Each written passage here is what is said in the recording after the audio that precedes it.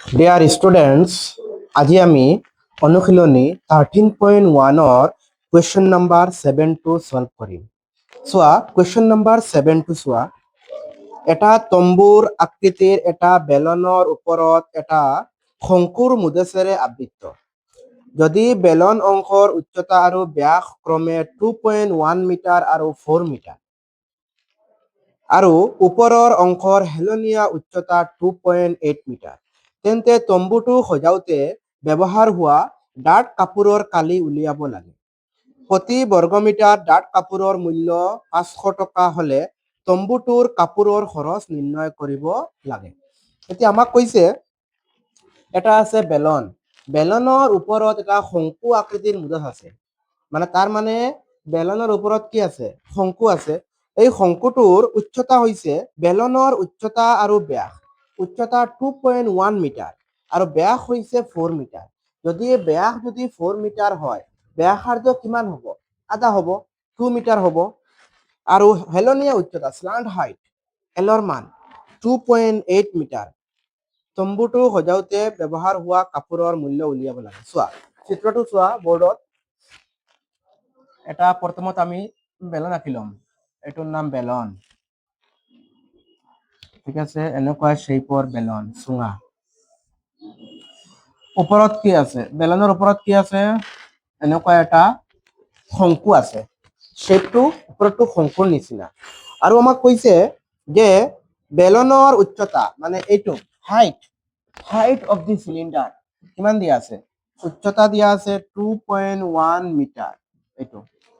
আৰু ব্যাস মানে এইটো পুৰাটো দিয়া আছে 4। আধা কিমান হ'ব? এইটো ব্যাস, ইয়াৰ পৰা ইয়ালৈ 4 দিয়া আছে, আধা কিমান হ'ব? 2। এইখিনিও কিমান হ'ব? 2।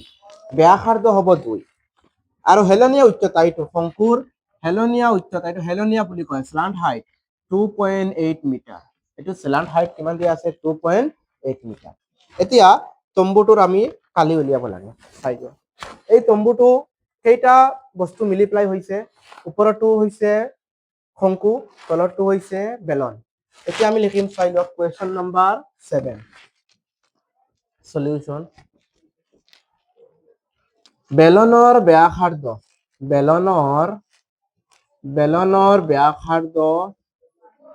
এইটো কাৰ সমান? শংকুৰ ব্যাসাৰ্ধ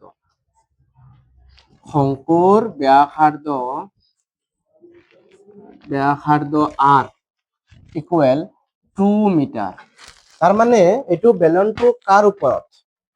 শংকুটো কাৰ ওপৰত? বেলনৰ ওপৰত। বেলনৰ ব্যাসাৰ্ধ যদি 2 হয়, শংকুৰো 2 হ'ব। শংকুৰ ব্যাসাৰ্ধ ইকুৱেল বেলনৰ ব্যাসাৰ্ধ 2 মিটাৰ। এতেকে আৰু কি দিয়া আছে? বেলনৰ উচ্চতা হাইট এইচৰ মান কিমান দিয়া আছে? 2.1 মিটাৰ। এইচৰ মান কিমান দিয়া আছে? 2.1। ঠিক আছে। চোৱা শংকুৰ নতি উচ্চতা এলৰ মান 2.8 মিটাৰ। এলৰ মান 2.8 মিটাৰ। ওকে, এতেকে কি কৈছে ফাইনেলি? তম্বুটোৰ কালি, তম্বুটোৰ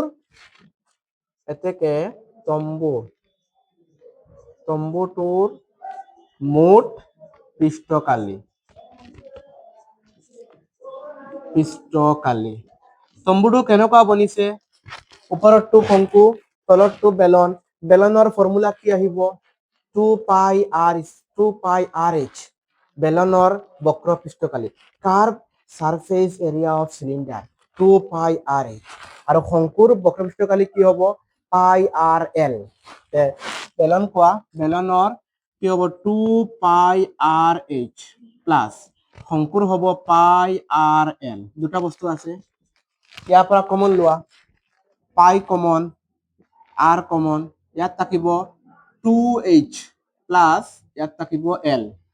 পাইৰ মান 22/7, পাইৰ মান 22/7। আৰৰ মান কোৱাচোন?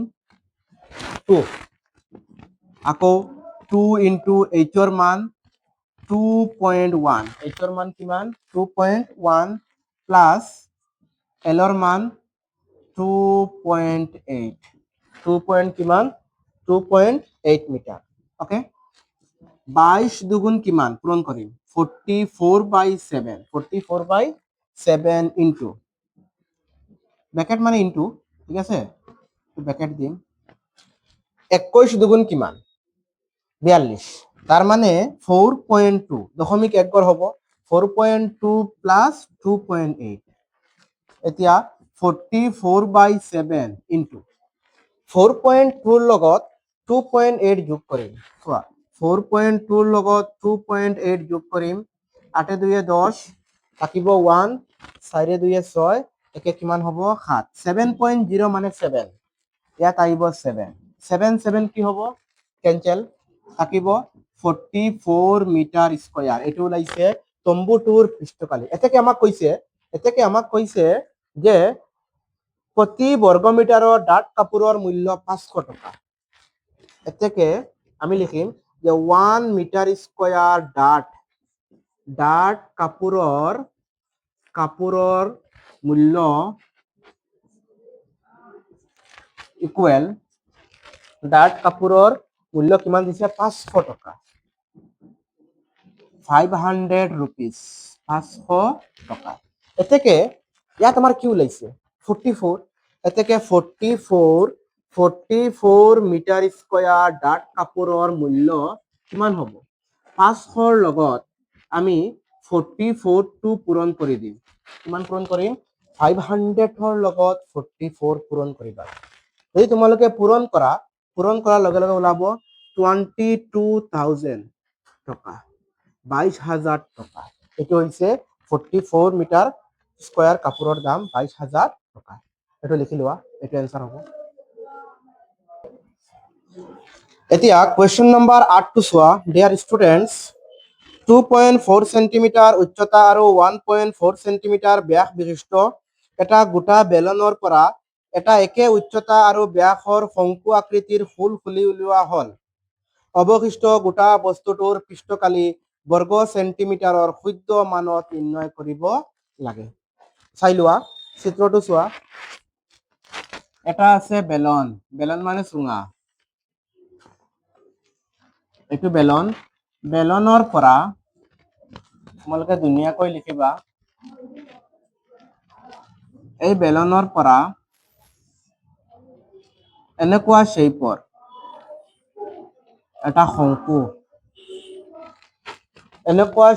এটা শংকু আকৃতিৰ ফুল খুলি উলিওৱা হল এটো আমি শংকুটো কি কৰিছো খুলি উলিয়াইছো অৱশিষ্ট অংশ যিখিনি বাকি আছে এইখিনি আমি পৃষ্ঠকালি উলিয়াব লাগে আমাক কৈছে হাইট এটো কৈছে 2.4 সেন্টিমিটাৰ এটো হাইট বেলনৰ হাইট উচ্চতা আৰু ব্যাস দিয়া আছে এটো ব্যাস দিয়া আছে 1.4 ব্যাসাৰ্ধ কিমান হ'ব 0.7 এটো হ'ব 0.7 ঠিক আছে এতিয়া অৱশিষ্ট অংকৰ পৃষ্ঠকালি বৰ্গ সেন্টিমিটাৰত লিখিব লাগে চাই লোৱা ইয়াত বস্তু কেইটা আছে তিনিটা বস্তু আছে এটা হৈছে বেলন আৰু এটা হৈছে শংকু আৰু ওপৰৰ যিখিনি শেপ আছে এটো ৰাউন্ড বৃত্তৰ নিচিনা কাৰ নিচিনা ইয়াত বৃত্তও আহিব কি আহিব বৃত্ত চাই যোৱা question number 8 solution এটা কি লিখিম বেলনৰ ব্যাসাৰ্ধ ইকুৱেল শংকুৰ ব্যাসাৰ্ধ r ইকুৱেল কিমান হ'ব ব্যাস কৈছিলে 1.4 ব্যাসাৰ্ধ কিমান হ'ব 0.7 আধা half of the diameter 0.7 metre নে সেন্টিমিটাৰ দিয়া আছে সেন্টিমিটাৰ 0.7 সেন্টিমিটাৰ ওকে পিছত চোৱা বেলনৰ উচ্চতা সমান শংকুৰ উচ্চতা সেম কৈছে উচ্চতা h ইকুৱেল 2.4 মিটাৰ এতিয়া শংকুৰ উচ্চতা ওলাইছে আমাৰ লাগিব নথি উচ্চতা l ৰ মান লাগিব এতিয়া আমি l ৰ মানটো ওলাম এতেকে শংকুৰ শংকুৰ নতি উচ্চতা L ইকুৱেল কি হ'ব root over R square plus H square L equal কি হ'ব root over R square plus H square R ৰ মান কোৱা R মানে ব্যাসাৰ্ধৰ মান 0.7 হোল স্কয়াৰ প্লাস H ৰ মান কিমান 2.4 হোল স্কয়াৰ 0.7 হোল স্কয়াৰ মানে 7 ৰ লগত 7 পূৰণ কৰিবা 7 7 49 49 কিন্তু দশমিক 2 গড় হ'ব ইয়াত দশমিক 1 গড় আছে স্কয়ার কৰিলে 2 গড় হ'ব 0.49 0. কিমান 49 প্লাসৰ টাইপ প্লাস 2.4 স্কয়াৰ মানে 24 ৰ লগত 24 পূৰণ কৰিবা 576 576 দশমিক 2 গড় হ'ব তাৰ মানে 5.76 এতিয়া আমি 5.76 ৰ লগত 0.49 যোগ কৰিম চোৱা 0.49 ৰ লগত 5.76 যোগ কৰিম 6 9 কিমান 9 6 15 ৰ 5 থাকিব 1 7 4 কিমান 11 1 12 12 ৰ 2 থাকিব 1 6.25 6.25 এই 6.25 মানে কি স্কয়ার কোনটো সংখ্যা স্কয়ার কৰিলে 6.25 হ'ব 2.5 স্কয়াৰ স্কয়াৰ ৰুটে কি হ'ব কেনচেল থাকিব কিমান 2.5 সেন্টিমিটাৰ এটো সেন্টিমিটাৰ এটো সেন্টিমিটাৰ এটো হ'ব L ৰ মান হৈছে 2.5 সেন্টিমিটাৰ ইমানখিনি লিখি লোৱা আৰু আছে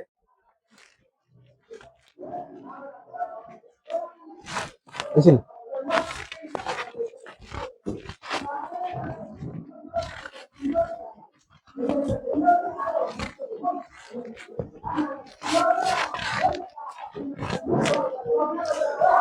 চোৱা এতেকে আমাক কি কৈছে অবশিষ্ট গোটা বস্তুটোৰ পৃষ্ঠকালি এতেকে আমি লিখিম অবশিষ্ট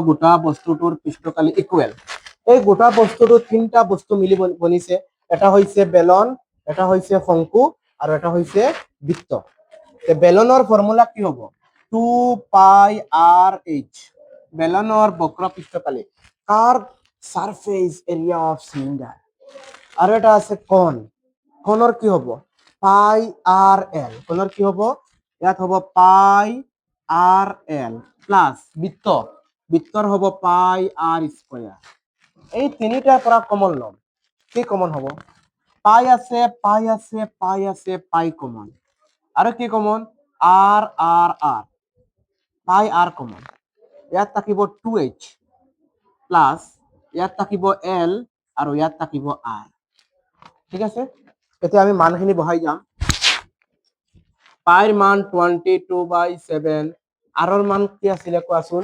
0.7 আমি লিখিম 0.7 2 h ৰ মান কিমান হাইট 2.4 প্লাস l ৰ মান ওলাইছিলে 2 চোৱা তোমালোকে 2.5 ওলাইছিলে 2.5 প্লাস r ৰ মান 0.7 0. কিমান 7 কটাকটি কৰিম চাই যোৱা 7 1 গুণ 7 0.1 22 গুণ কিমান হ'ব 22 দশমিক 1 গড় দশমিক কেই গড় হ'ব 1 গড় 24 দুগুণ কিমান 24 গুণ 24 24 দুগুণ 48 তার মানে 4.8 দশমিক 1 গড় আছে 4.8 প্লাস 2.5 ৰ লগত 0.7 যোগ কৰিম চা 2.5 ৰ লগত 0.7 যোগ কৰিম হাতে পাশে 12 ৰ 2 থাকিব 1 3 3.2 3 কিমান হ'ব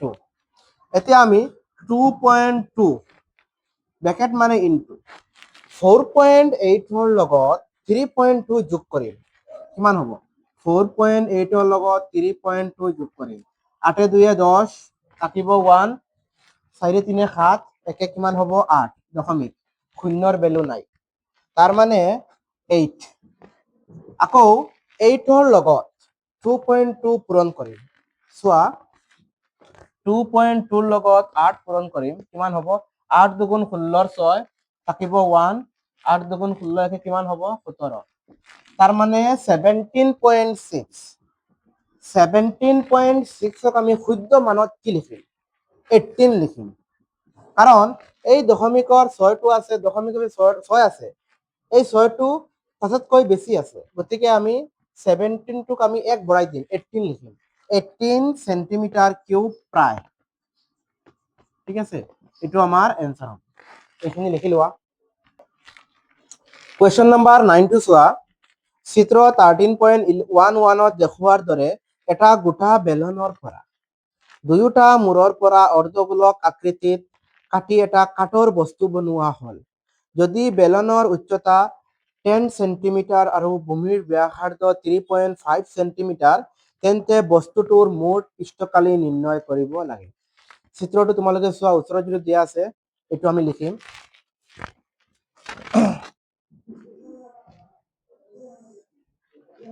এটা বেলন এই বেলনৰ পৰা এটো ধৰি এটা বেলন দিয়া আছে বেলনৰ দুয়োটা মূৰৰ পৰা অৰ্ধগোলক আকৃতি এটো এটা অৰ্ধগোলক হেমিস্ফিয়াৰ এটো এটা অৰ্ধগোলক এনেকা কাটিছো এটা কাঠৰ বস্তু বনাইছো এইফালৰ পৰা অৰ্ধগোলক কাটিছো এইফালৰ পৰা আমি কি কৰিছো অৰ্ধগোলক আকৃতিৰ কাটিছো কাটি পেলাই এটা কাঠৰ বস্তু বনাইছো এই কাঠৰ বস্তুটোৰ অৱশিষ্ট অংশ এই অৱশিষ্ট অংশৰ কি কৰিব লাগিব আমি পৃষ্ঠকালি নিৰ্ণয় কৰিব লাগিব উই ফাইন্ড দ্য সাৰফেস এৰিয়া ঠিক আছে এতিয়া বেলনৰ উচ্চতা এটো দিয়া আছে 10 সেন্টিমিটাৰ আৰু ভূমিৰ ব্যাসাৰ্ধ আধা হাফ কিমান দিয়া আছে ভূমিৰ ব্যাসাৰ্ধ দিয়া আছে 3.5 সেন্টিমিটাৰ 3.5 সেন্টিমিটাৰ এতিয়া এই বৈদ্যুতিক বস্তু আছে অৰ্ধগোলক এটো কাৰ কত আছে কোৱাচোন একদম মানে সুঙা বেলনৰ ভিতৰত তাৰ মানে বেলনৰ ব্যাসাৰ্ধ সমান সমান অৰ্ধগোলকৰ ব্যাসাৰ্ধ কিমান হ'ব 3.5 সেন্টিমিটাৰ চোৱা question number 9 solution given কি লিখিম কোৱাচোন বেলনৰ ব্যাসাৰ্ধ সমান সমান অৰ্ধগোলক হেমিস্ফিয়াৰ অৰ্ধগোলকৰ ব্যাসাৰ্ধ আৰ 3.5 সেন্টিমিটাৰ 3.5 সেন্টিমিটাৰ আৰু কৈছে বেলনৰ উচ্চতা বেলনৰ হাইট কিমান দিয়া আছে 10 সেন্টিমিটাৰ বেলনৰ উচ্চতা h ইকুয়াল 10 সেন্টিমিটাৰ এটো বেলনৰ দিয়া আছে এতিয়া আমি এই বস্তুটো কি কৰিম পৃষ্ঠকালি উলাম ফাইনালি আমাক কি কৈছে তেন্তে বস্তুটোৰ মুঠ পৃষ্ঠকালি এতেকে বস্তুটোৰ মুঠ পৃষ্ঠকালি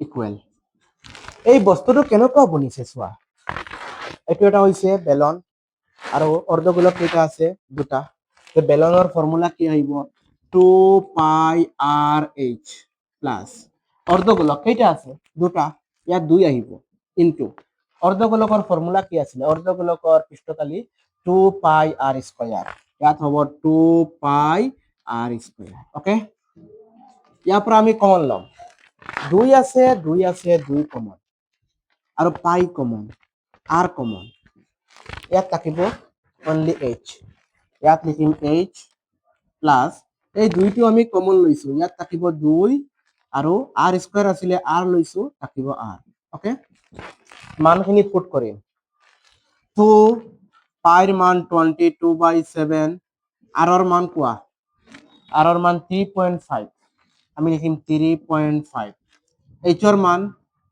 মান 10 প্লাস টাই প্লাস 2 ইনটু r ৰ মান 3.5 ওকে কটাকটি কৰিম 7 5 গুণ কিমান 35 35 দশমিক 1 গড় 0.5 হ'ব 22 দুগুণ কিমান 44 22 দুগুণ কিমান হ'ব 44 ইনটু 0.5 ইনটু 10 3.5 লগত 2 পূৰণ কৰিম 3.5 লগত 2 3.5 লগত 2 পূৰণ কৰো 7 হ'ব 7 ওকে পিছত চোৱা 44 লগত আমি 0.5 পূৰণ কৰিম তাৰ মানে চোৱা 44 লগত 5 হ্যাঁ 5 4 গুণ 20 থাকিব 2 5 4 গুণ 20 আৰু 2 22 দশমিক এক ঘৰ শূন্যৰ ভ্যালু নাই তাৰ মানে 22 হ'ব ইনটু 10 লগত 7 যোগ কৰিম